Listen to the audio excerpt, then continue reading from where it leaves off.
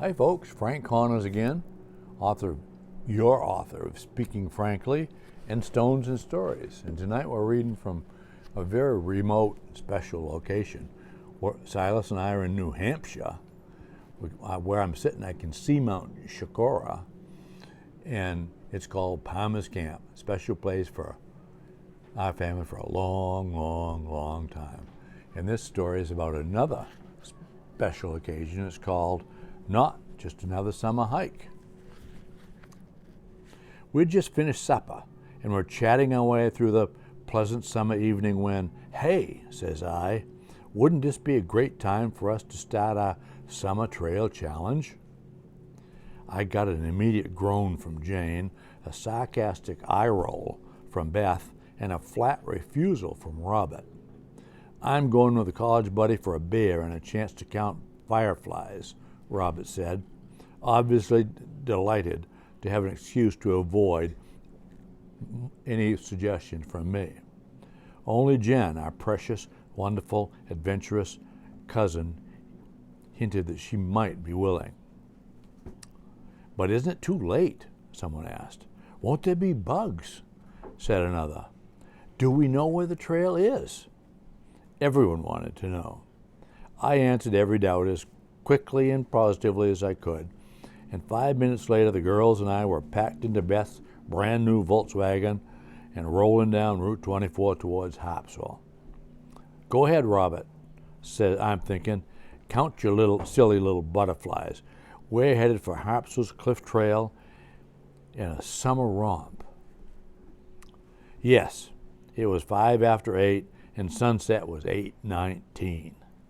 Light lingers longer this time of year, says I, and yep, I describe the trail as just a little over a mile, just to put everyone all at ease. Jane, who has been on adventures with me before, had the good sense to grab a flashlight or two as she went out the door. The trailhead for Cliff Trail is behind the Harpswell town offices. When we pulled in, 2 sheriff's deputies saw us and gave us a look like, "What are those old people doing headed up the trail this time of night?" But they didn't ask, they didn't try to discourage us. We grabbed a trail map and learned the hike is actually 2.3 miles. Average hike time is an hour plus, and the rating is difficult to challenging. Just to make everyone feel better, I tell them I did the walk up the ledges one afternoon and it was a piece of cake. "Come on," said I, "we're here. The moon's going to be up before we know it and before we need it." The first leg of the trip runs parallel to Strawberry Bank Creek. It's easy and nearly level. I pushed the gang a little to walk faster in the failing light, but the girls lingered around the collection of ferry houses, and there was a pitched conversation with a pair of clam diggers. Beth didn't know the difference between a quahog and a soft-shell clam. Now she does. We turned the corner and cut uphill. It looks like darkness might hit any minute now. The trail cuts onto an old roadbed. I guess it might be the section of the old island road that runs past Ed and Jane's house. My Jane is immediately suspect. "Really," she says, "we're headed in that direction?" There's water in the roadbed. I'm wearing boat shoes. I jump for a rock. I slip and do a slow roll. Seconds later, covered with mud and water, my hip hurts, my knees cranked, my left arm feels funny, and Jane wonders aloud if my pacemaker is okay.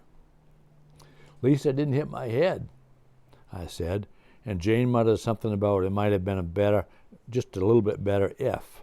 So I squat down beside a puddle, wash the mud off myself, and realize that my arm is bleeding. "It'll stop," I said. "We shouldn't. We talk about going back. I guess it might be shorter if we continue, so forward we go." We go through an acre of scrub spruce or pine. It's kind of hard to tell in the dark. Flashlights are out, people are tripping, muttering, complaining. Trees are very close together. It becomes more complicated to see the little white trailblazers. A couple times we wander off trail and need to backtrack. There are comments from the ranks about whose idea was this anyway.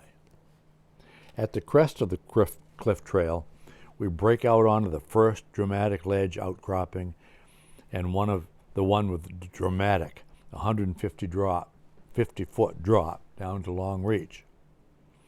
We see a brief corner of the full moon just before it slips behind a cloud and disappears. I recall that it was more exciting in the daylight, but no one seems impressed. We stumble forward. It really is dark now. Beth asked me a couple questions about my service in Vietnam, and then she encourages me to walk in front of her. I think she might be afraid I'm going to have a flashback or something.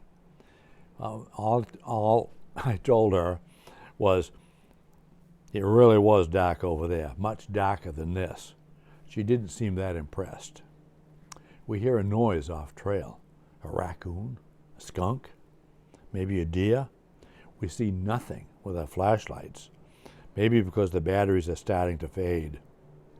We decided it would be safer if we all stay close together. I claim there is no way that we can be lost. Long Cove is left, Mountain Road is straight ahead. We could walk in circles, someone says, but not if we stay on the trail, I counted.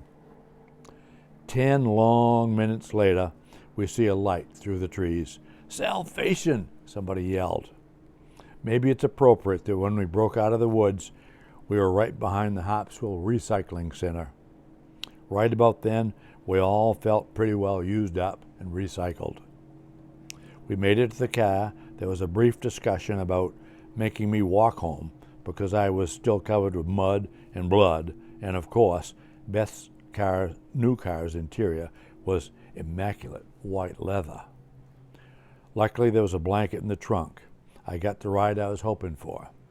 In the blanket, not in the trunk.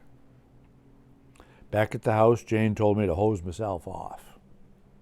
You'll need a shower and some Tylenol before bed, she said. So much for summer adventures, everybody thought. Thanks for listening. Enjoy the rest of your summer.